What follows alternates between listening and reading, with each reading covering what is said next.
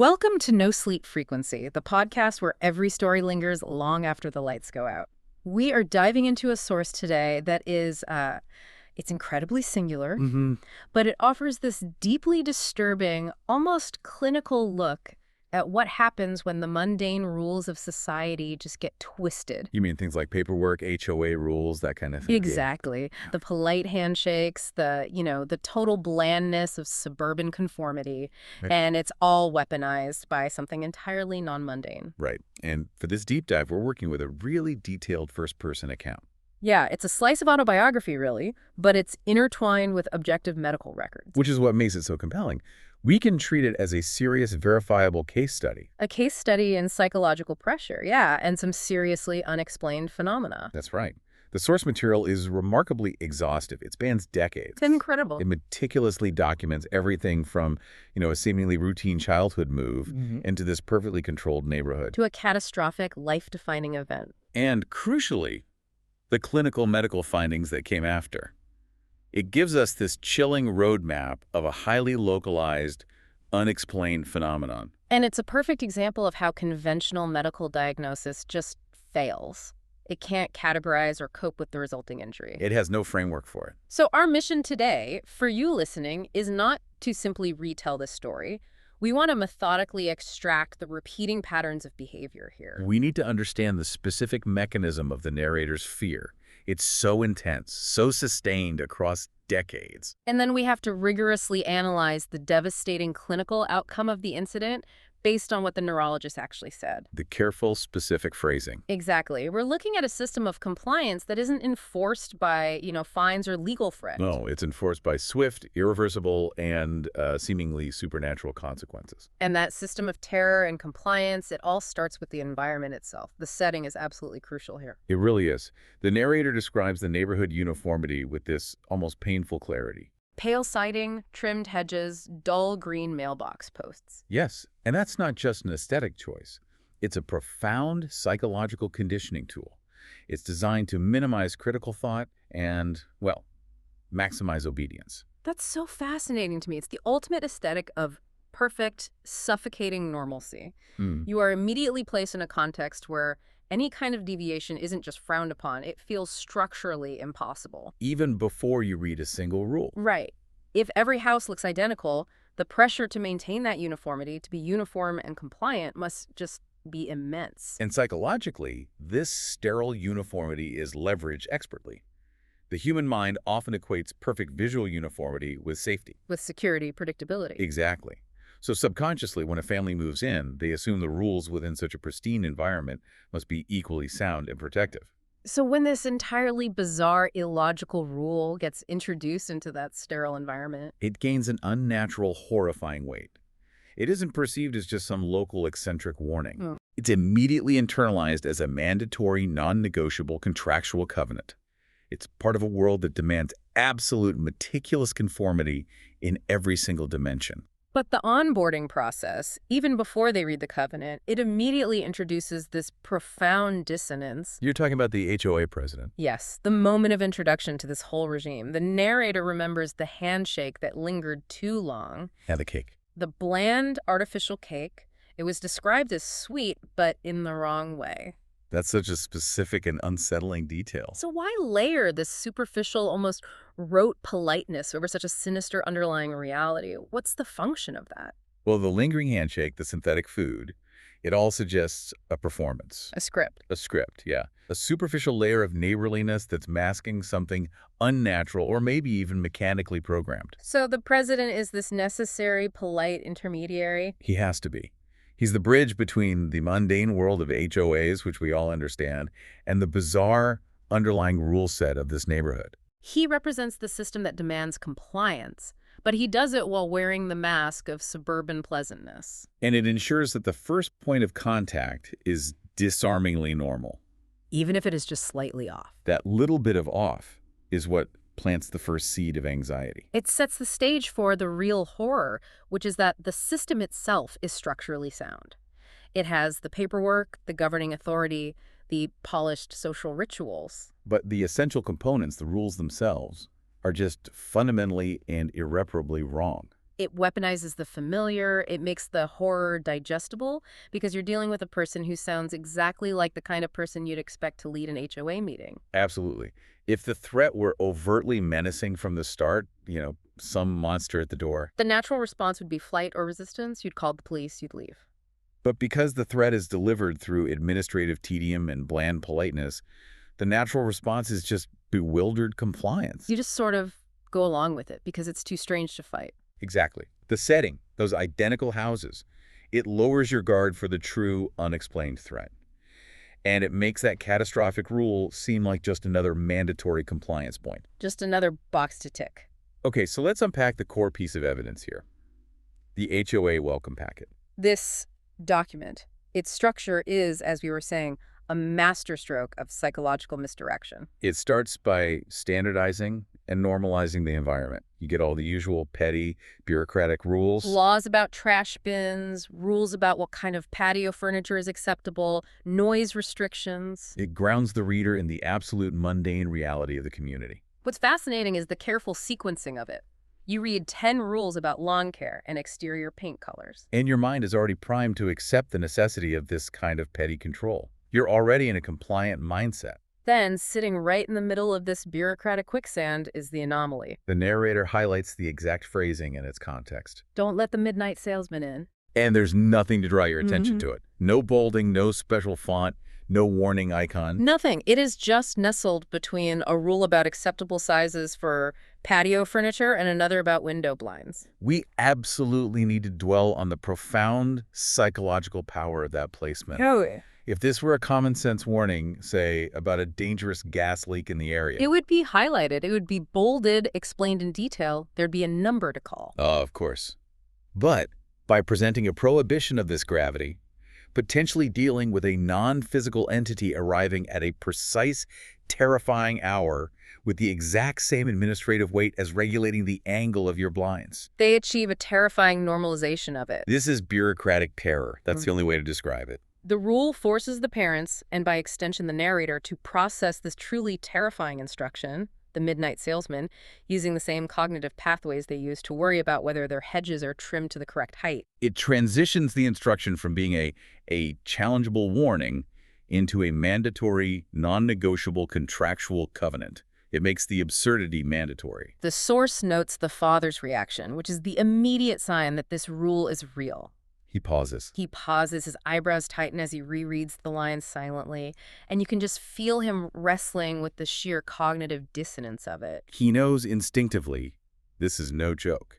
And how does the HOA president immediately dismiss the tension that creates? With that swift, dismissive phrase. Just an old neighborhood joke, nothing serious.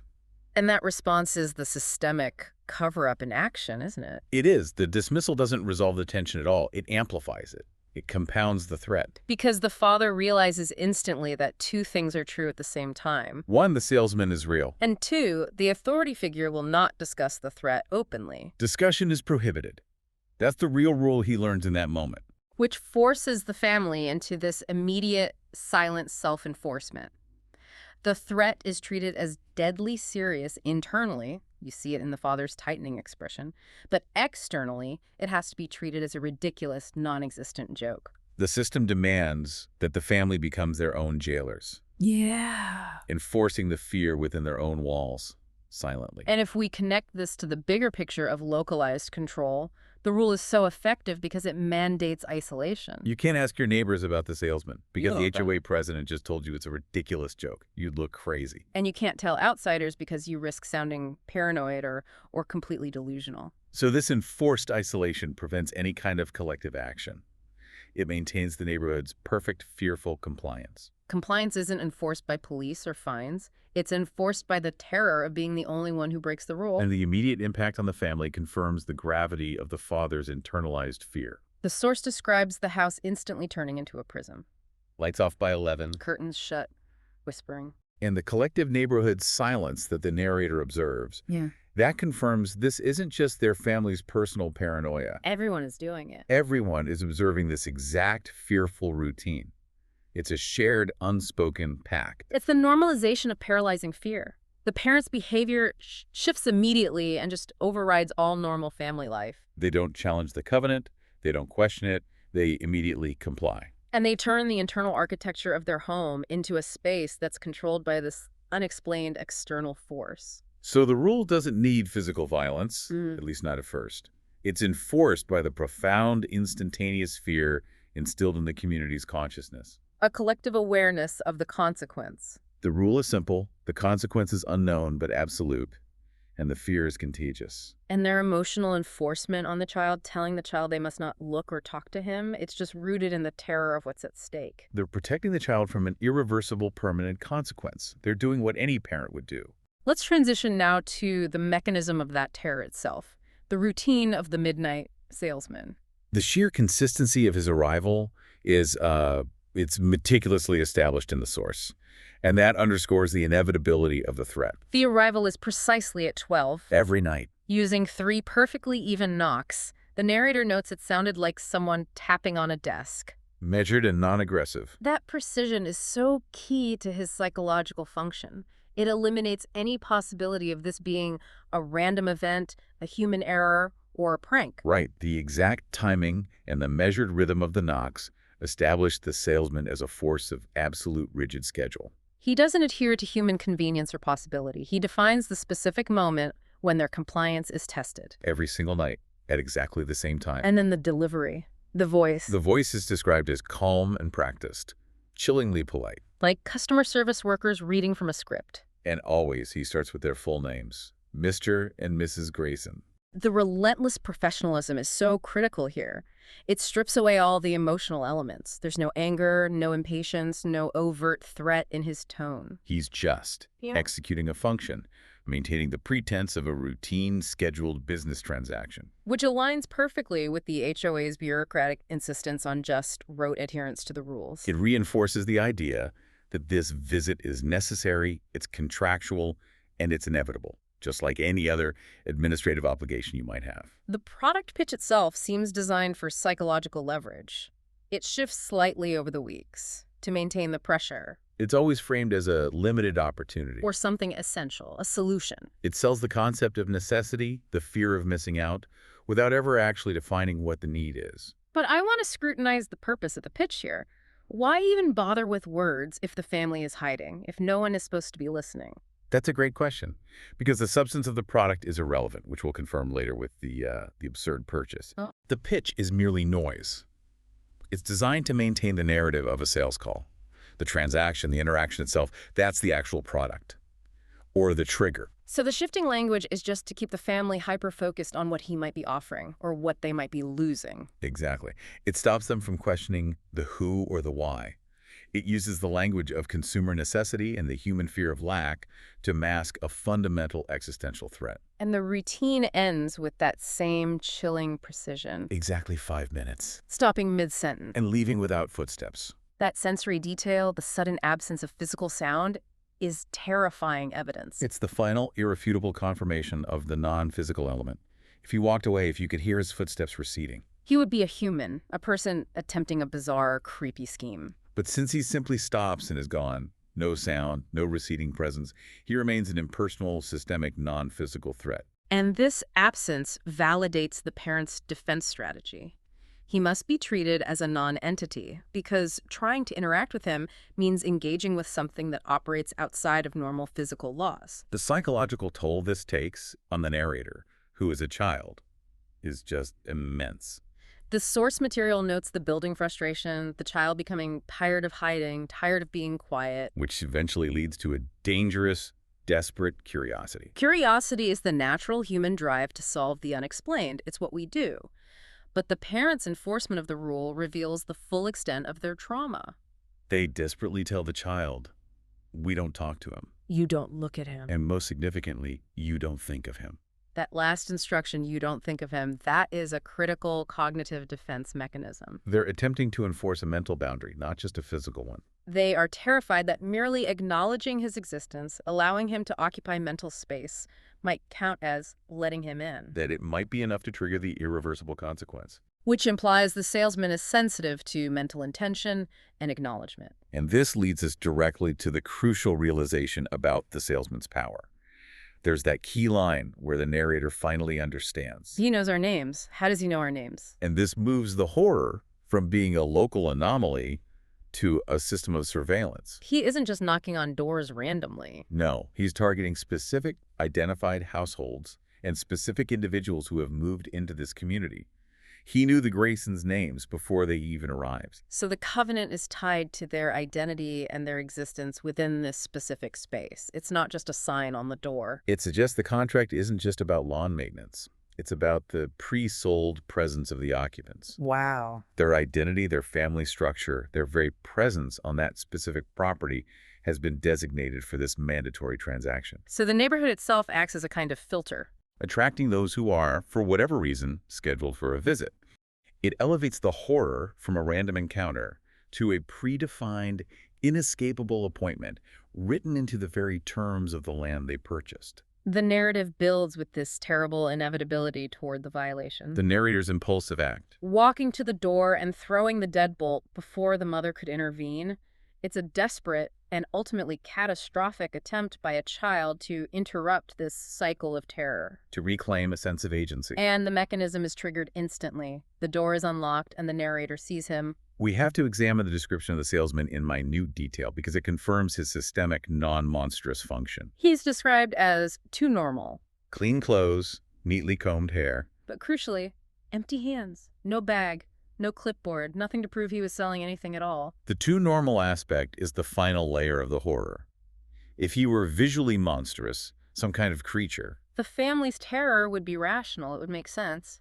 but because he looks precisely like any other suburban businessman, the epitome of the unremarkable, the narrator has to confront the idea that this devastating force operates under the perfect guise of the utterly ordinary. And the empty hands confirm our earlier hypothesis about the pitch. He isn't there to sell physical goods. The lack of tools, no bag, no receipt book, it reinforces that the transaction isn't about material commerce.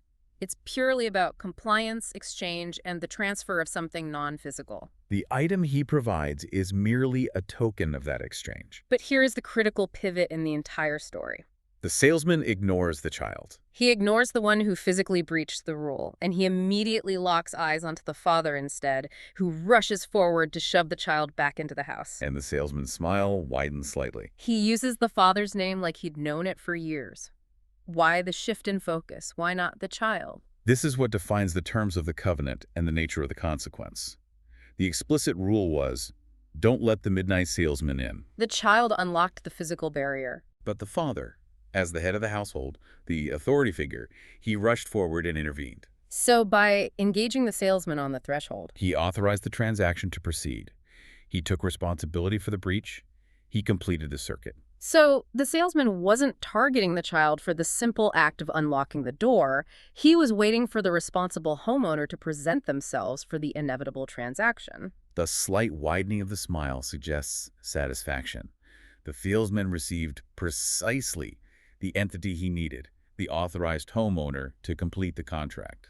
It's a chilling point about contractual obligations. The covenant demands payment from the head of the household, Hmm. who is legally and socially responsible for the property. And the father, by intervening and allowing the exchange to take place, fulfilled his side of the contract breach. He made the payment. And the immediate environment change is the only physical evidence that a profound, non-physical transaction has just occurred. The sudden, intense rush of wind that rattles the windows. And the intense underwater pressure in the narrator's ears. That environmental disruption is the sound and feeling of the contract being executed. For a non-physical entity to extract a non-physical commodity, the father's consciousness, it requires a temporary, massive distortion of local reality. It's the energy of the transaction. A momentary physical chaos that immediately snaps back to suffocating suburban silence once the deal is finalized. And the purchased item? An expensive towel warmer. The father returns carrying this item, holding it against his chest like it mattered. The total staggering absurdity of the object, this unnecessary luxury appliance, juxtaposed with the gravity of the consequence, is perhaps the most defining detail of the entire account. We have to deeply analyze the price here.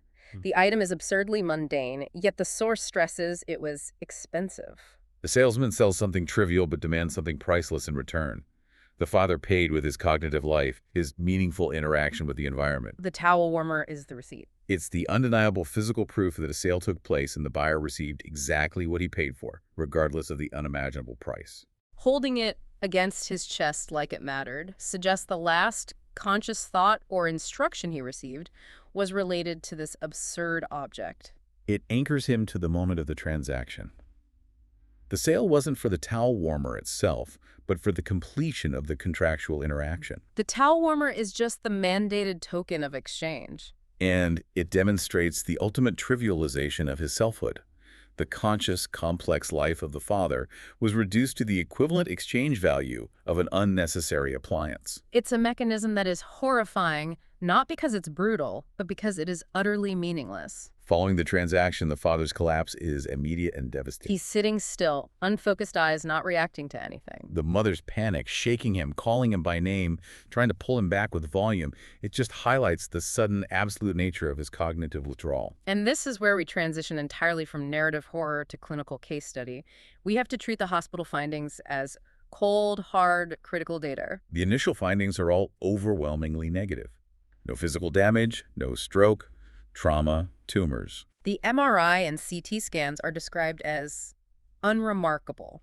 If you are a doctor dealing with a patient who has suddenly ceased all voluntary interaction, the first thing you look for is structural damage. A blockage, bleeding, a physical injury to the brain. The fact that the brain looks structurally normal, perfect, even, is the first crucial indication that this injury defies standard medical understanding. The mechanism of injury was non-physical. It defies all known physiological trauma. But there are vital present findings. There is electrical activity on the EEG. Which means basic cortical function is still there? His reflexes, including pupillary response, are intact. Even sleep-wake cycles are observed. So he is certainly not brain dead, nor is he in a classic coma. This distinction is vital for the neurologist's careful diagnosis. Right. A coma patient is unconscious and cannot be aroused. A patient in a persistent vegetative state, or PVS, might have sleep-wake cycles, but lacks awareness and meaningful interaction. The father is described as awake with open eyes, but completely purposeless. And this complexity leads to the neurologist's careful, definitive phrasing, which is the heart of the medical mystery here. What's missing is meaningful interaction with the environment. That phrase is the precise distinction needed. We can use an analogy here to clarify the injury. Okay. Imagine the brain as a highly complex computer system. The hardware, what the MRI and CT scans show, is pristine. Not a scratch on it. The basic power, the EEG electrical activity is flowing. The basic input ports, the reflexes, they're all functioning. But the operating system, the complex, integrated software that translates sensory input into decision, purpose, and selfhood, is gone. It's been wiped. The layman terms the doctor uses are particularly insightful. He says the brain is receiving all sensory information but isn't translating that input into anything beyond autonomous actions. He can breathe, he can blink, he can maintain basic functions, but the part that integrates sensation into choice, intention, and meaningful response is just absent. He's running on autopilot without a pilot. So the formal classification given is disorder of consciousness with no identifiable structural cause. Which is essentially the medical system throwing its hands up in the face of an impossible injury. They can describe the deficit, the disorder of consciousness, but they cannot assign a physical cause, which makes any kind of treatment impossible. The injury occurred at a non-physical level. The implication is terrifying, and it supports the narrative claim. It was like the salesman had taken whatever part of him made to him. It suggests a psychic or a spiritual theft rather than a physiological injury. The sale demanded not a body, but the application of selfhood. If we consider the function of consciousness in this contractual scenario, the injury becomes clear. What was stolen wasn't tissue, but the self. The capacity for choice, purpose, and the integration of experience into a personal narrative. The patient is alive, but the animating self has been evacuated. The body remains a perfectly maintained shell. And the devastating finality confirmed by the medical assessment is that there's no visible injury to recover from. If you cannot locate the damage structurally, you can't implement a plan for recovery. The condition is terminal in terms of personality, even if the body continues to function autonomously for decades. The tragedy lies in the medical system's capability to sustain the body indefinitely. But its utter powerlessness to restore the self. The clinical outcome sets the stage for the next few decades of stagnation. The father remains in this unchanging state, sitting, breathing, eating only when food is put in front of him. He is a perfectly maintained shell of a person. Forever memorializing the transaction with the absurd presence of his expensive towel warmer. And the mother's choice is perhaps the most profound psychological consequence of the incident.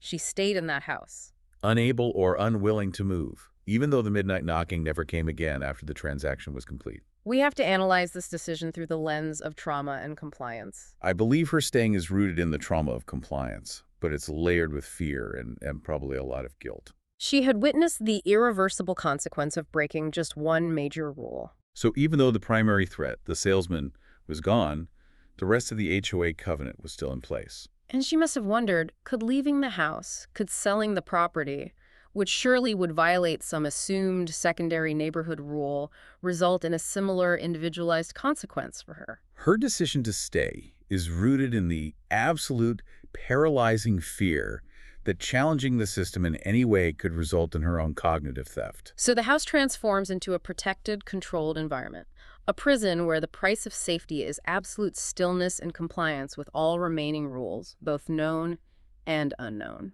And for the narrator, the child, the escape years later to college felt less like freedom. And more like escaping a house that had already gone quiet. The silence, the literal silence of the father's unresponsiveness and the enforced silence of the neighborhood, that became the omnipresent trauma of their youth. Their chosen coping mechanisms reveal the depth of their defense against this trauma. The narrator actively chose to study practical, measurable, and grounded subjects. A clear intellectual rejection of the absurdity and unexplainable nature of what they went through.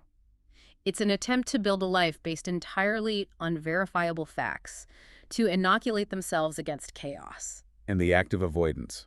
When people asked about the father, they didn't share the truth. No, they sanitized the experience by saying it was a medical emergency. Because the truth, that their father was bought by a midnight salesman for a towel warmer, is just too nonsensical and painful to share in a world that operates on rational laws. The truth would just confirm their isolation. No one would believe them. And the lingering trauma manifests physically and consistently. Waking up exactly at midnight. The time of the incident becomes an internal alarm clock for pure visceral panic.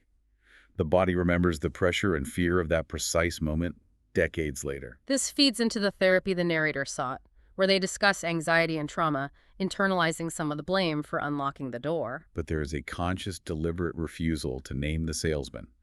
The source states, "Some things felt safer staying unnamed." That refusal is a powerful psychological defense. It's a way to avoid granting the entity reality and permanence in their healing process. By keeping him nameless, they attempt to contain him purely within the history of that house, which they are actively trying to sever all ties with. Naming him would be like inviting him into their new reality. And their path to finding normalcy required absolute geographical and psychological severance, marrying, choosing anywhere but that childhood neighborhood. They built a new reality where rules were logical, consequences were proportional, and midnights were just an hour on the clock, free from the HOA's oppressive covenant. Decades pass, and the mother's death forces the narrator's return to inherit the house. Stepping back into the exact architecture of their childhood terror, the house feels bigger, too quiet, the furniture belonging to no one. The landscape of fear has shifted from suffocating panic to cold, empty resignation. And then comes the catalyst for the final realization. While sorting the mother's meticulously organized filing cabinet, a symbol of her lifelong struggle to control the chaos through administration. The narrator finds the yellowed HOA packet. The rule is still there. Untouched, waiting. And this is the moment the past fully asserts itself into the present. The covenant isn't a historical artifact to be thrown away. It's an active binding contract tied directly to the property itself, regardless of who the occupant is. The narrator has now legally assumed responsibility for the property and thus for the covenant. The contract is transferable, like a property lien. The father paid the price, allowing the narrator to escape the first time, but the debt collector is due for a visit with the new homeowner. The clock resets. And the narrative closes with the chilling, imminent threat of the countdown. It's almost 11:30. The cycle is about to repeat itself, but the variables have fundamentally changed. The narrator is no longer the impulsive child. They are the homeowner, the authority figure, and the rule is now directed squarely at them. The fear is compounded by the absolute knowledge of the consequence. We must summarize the key variables one last time. We have a mandatory non-negotiable rule packaged in mundane bureaucracy. We have decades of sustained psychological terror and enforced silence.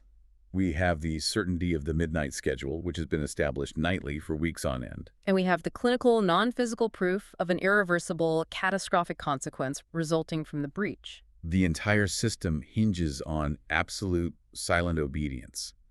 The horror is systemic. The salesman is merely the mechanism of enforcement.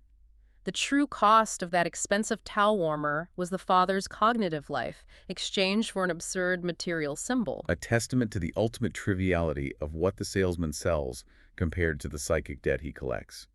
The covenant is now legally bound to the narrator. The father paid the price for intervening when the narrator was a child completing the transaction. Now the clock has run out. Tonight, the 3 perfectly even knocks are coming, and the narrator is the one who must enforce the rule. So here's the final provocative thought for you to chew on tonight as you look at your own clock ticking closer to midnight. The original rule was absolute. Don't let the midnight salesman in. The narrator, as a child, only unlocked the door, and the father was punished for intervening and authorizing the transaction. Now that the narrator is the homeowner and the next knock is imminent, what precisely will constitute letting him in? Does possession of the house automatically trigger the next step in the covenant, demanding an inevitable transaction? Or can the narrator achieve the absolute, perfect silence their parents so desperately attempted to maintain? Thank you for joining us for this deep dive into sources that challenge the boundaries of rational explanation and administrative law.